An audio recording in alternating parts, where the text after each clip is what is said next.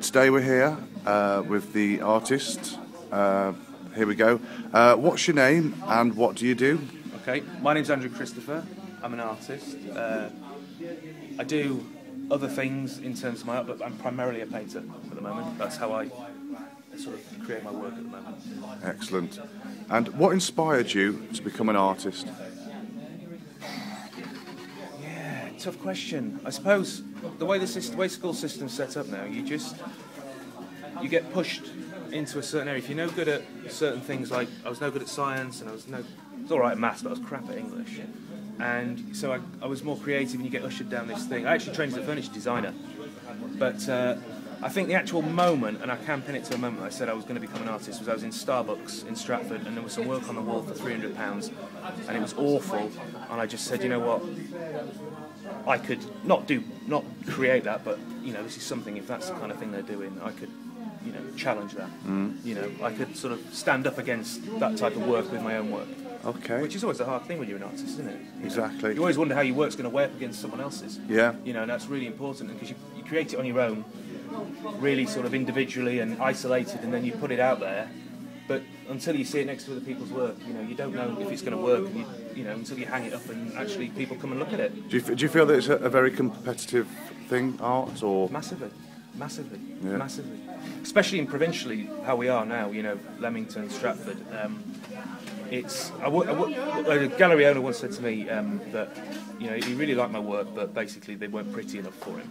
Okay. I can understand commercial, that. like. Yeah, this was going back a few years, and he said, we need prettier things around here provincially. You really need to go to London.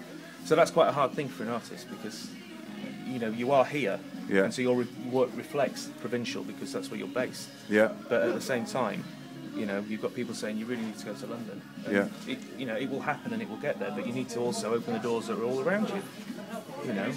Where you are, make the most of. Which is great about this space with LSA. Yeah. You can put on whatever you want and you can exhibit it, and it's massive. I mean, this is one of the best things to happen to art in this area for, I don't know.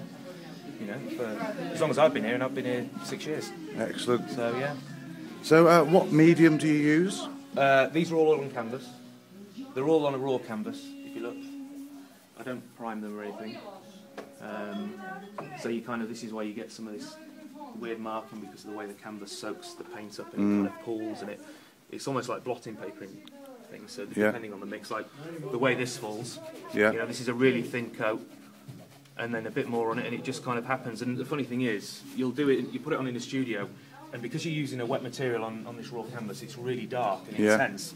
And you come back the next day and it's slowly dried out, and all of a sudden this was jet black when I did it, but the way it dries, and you're left with these odd marks. Yeah. And sometimes you're just left with quite really nice little marks that you couldn't even try to paint, and you couldn't even plan to paint. It just sort of happens. Excellent. So I suppose there's a real element of luck involved in the way I work. In that respect. Yeah. So, who's your favourite artist, would you say, and why? It's a hard one, that one, isn't it? Really there's hard. That many. It is, no, it's really hard. I suppose someone I've been looking at. You like David Hockney? Yeah, I like Hockney. Hockney. Yeah. I'm just trying to think now. You see, I mean, everyone sort of criticises Damien Hirst for what he's done, but at the same time, I think he's got a real. It's still brilliantly, and the production. I've been looking at a lot of Jeff Koons actually recently. Yeah. I really like his work. The thing I like about his work is that it's all his work is so perfect and from all angles. Yeah. His key thing is, if I was watching a program on him recently, and his key thing was if it looks great from the front, he wants it to look just as good as if someone looks at it from underneath and projects up to it. So it's kind of like the whole thing is this perfect, unit. Yeah, I've been looking at a lot of his work. He doesn't really inspire the work so much as, but he inspires me to work. You know, I see him and I kind of go, right, I've got to go do my work. I need to work, you know. So it's not really an input in the work, but yeah. Excellent. You know. And where would you like to take your art? What's the plans for the future for Andrew Christopher? Yeah, the plan is I started this values thing, and at the moment I'm concentrating on family values, and so that my paintings are all based around my past and things that I've, all my childhood memories and things like that. I'd really like to then take it to other people and ask other people to bring their memories to me, because I mean there's so many, you look on the internet and there's just photographs after photographs after photographs, and there's just millions of them, and especially with the way we take photographs now digitally.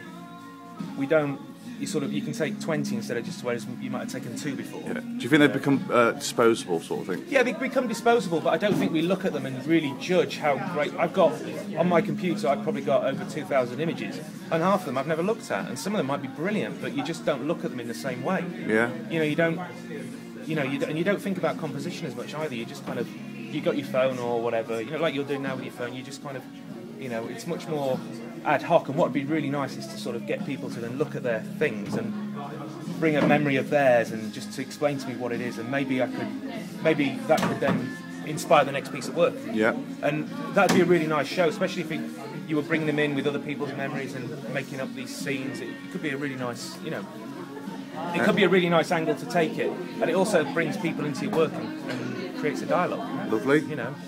So, yeah. what advice would you give to any up-and-coming artists in the future? I would say just to do it, first and foremost, not to think about doing it, but to do it. Because that's, you know, you can have these dreams and all that, but you've got to do it. And not necessarily go to school, but just to keep doing it and to keep practicing, and you'll do rubbish. Keep evolving. Yeah, you'll do rubbish, but then there'll be some good in there, and, you know, seek out groups of artists like the LSA or wherever you are in your area, and use that to then help project, you know, you. Because if you've only got 3 pictures, okay, so that's not a whole show, but they'll have other artists in their groups that maybe you can put them together, and then you can start seeing your work with other people, and then other people start to talk to you about your work, and that's really important, because, you know, you need to start doing the dialogue with people. I mean, that's massive. So your advice would be just get out there, get involved with groups like LSA.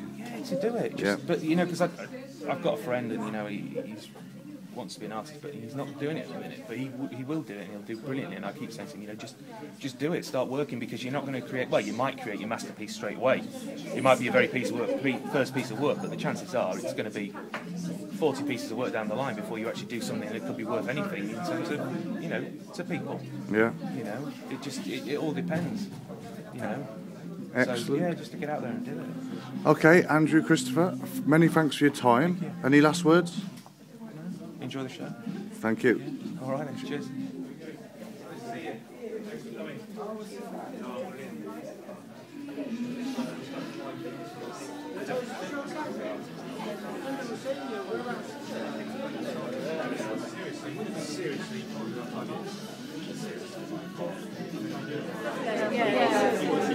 Yeah.